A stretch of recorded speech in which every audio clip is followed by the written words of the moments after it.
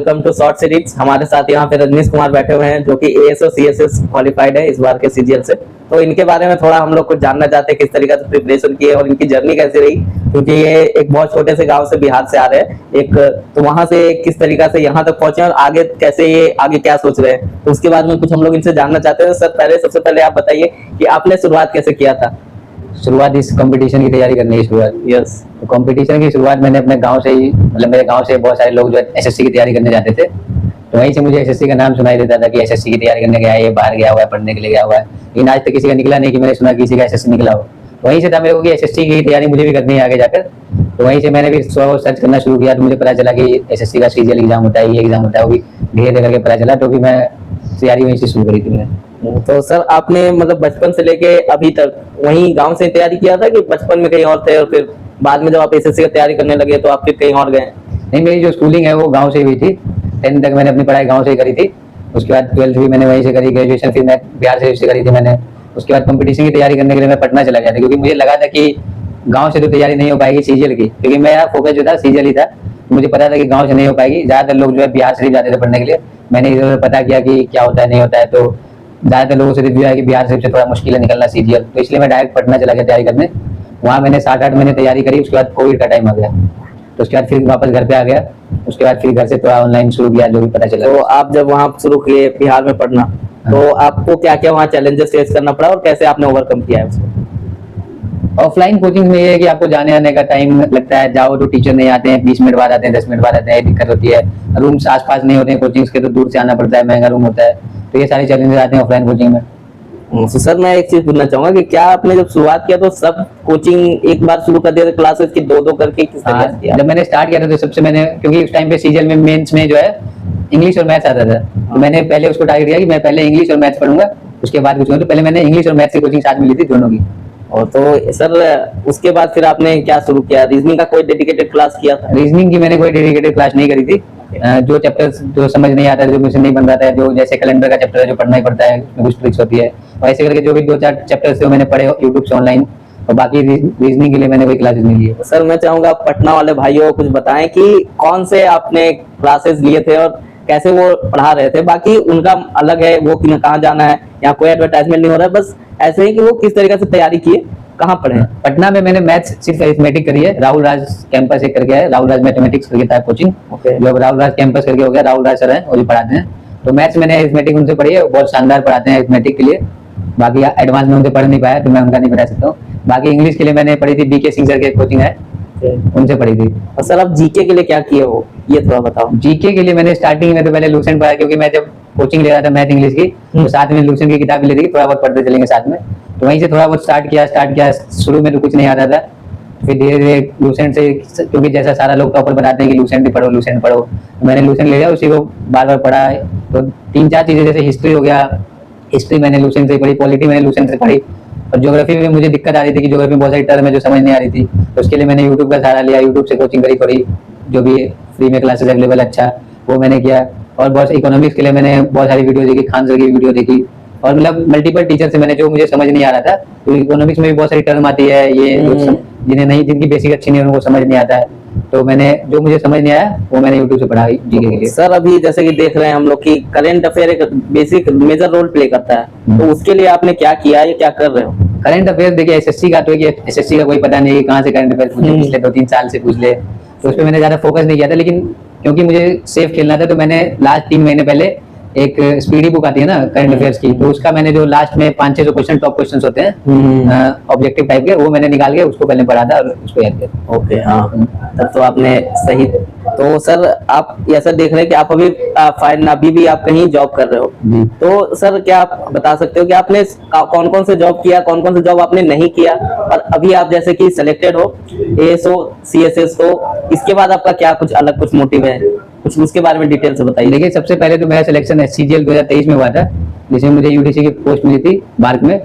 उसके बाद उसी समय पे उसके 1-2 महीने बाद ईपीएफओ का जो एसएस है उसमें मेरा सिलेक्शन हो गया था। तो क्योंकि इसकी ज्वाइनिंग पहले आ गई थी, तो मैंने यहाँ पे ज्वाइन कर लिया था। उसके बाद मेरा एक और एग्जाम निकला था फेज 11 का, तो क्योंकि वो लेवल 2 आता था, तो मैंने उसकी डीवी नहीं दी।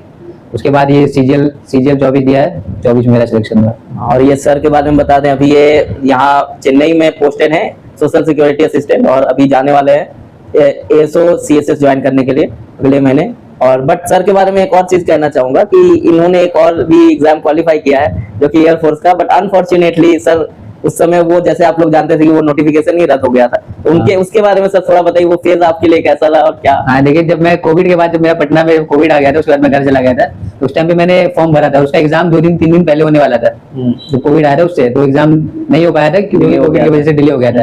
तो फिर मैं घर गया तो मुझे लगा कि कुछ तो है नहीं मेरे पास, ऑफलाइन कोचिंग से तो थोड़ा बहुत पढ़ा था, वही था। तो फिर मैंने ऑनलाइन थोड़ा बहुत देखा, पढ़ा, इंग्लिश की कोचिंग ली, क्योंकि इंग्लिश उसमें आता है 20 नंबर शायद, तो इंग्लिश इंपॉर्टेंट रोल करता है प्ले। तो फिर मैंने ऑनलाइन तैयारी करी एयरफोर्स की पार्टिकुलर, और उसके बाद मेरा सिलेक्शन हुआ भी, मेरे अच्छे नंबर थे। और फिर मेरा इनरोलमेंट लिस्ट नहीं, PSL आती है पहले, PSL में मेरा नाम था, DV मेडिकल सारा चीज जो भी है सब चीज हो गया था। तो उसका मैं फाइनल वेट कर रहा था कि कब आएगा ज्वाइनिंग लेटर, कब आएगा, क्योंकि सारी चीज होने के बाद 15-20 दिनों के बाद आपको ज्वाइनिंग लेटर आ जाता है। तो उसी का वेट करते करते 1-1.5 साल वो बीच का जो है वो मेरा खराब हुआ। उसके बाद जब कुछ नहीं आया तो उसके बाद फिर मेरा NTPC का प्री निकल गया था उसी टाइम पे।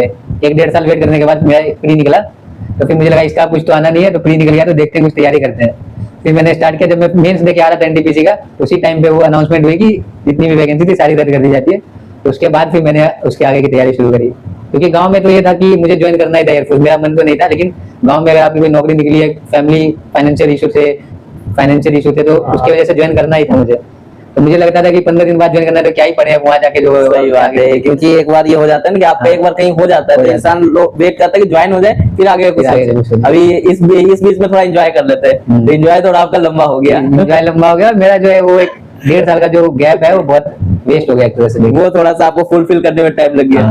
बट क्या इस दरमियान आपने क्या बोलना चाहेंगे जो हमारे दोस्त लोग हैं जो अभी भी डिमोटिवेट होकर बैठे हैं, तो सर से आप लोग भी फ्रेंड्स लोगों को मैं गुजारिश करूंगा कि सर से कुछ आप लोग जानिए और सीखिए कि ये दौर उनके लाइफ में भी आया था, बट उन्होंने उसके बाद भी वहां से निकल के 2 एग्जाम क्वालिफाई करके अब फिर से लेवल 7 ASO CSS ज्वाइन कर रहे हैं। तो मतलब ये दौर को कैसे आप लोग फुलफिल कर सकते हो? और ये होता है, आप अगर गवर्नमेंट जॉब की तरफ जा रहे हो तो बहुत सारे ऐसे गवर्नमेंट के स्कीम्स होंगे जो कि अनफॉर्चुनेटली किसी कारणवश गवर्नमेंट की भी कुछ मजबूरियां होती है जिनके कारण वो ना कर पाए उनको, कल को अगर वो नोटिफिकेशन कैंसिल हो जाए, तो अगर आप लोग डिमोटिवेट ना होकर आगे फर्दर तैयारी करें और गवर्नमेंट जॉब में ही जाए, तो किस तरीके से सर ने किया आज तक, वो थोड़ा सर से जानने की कोशिश कीजिए आप लोग।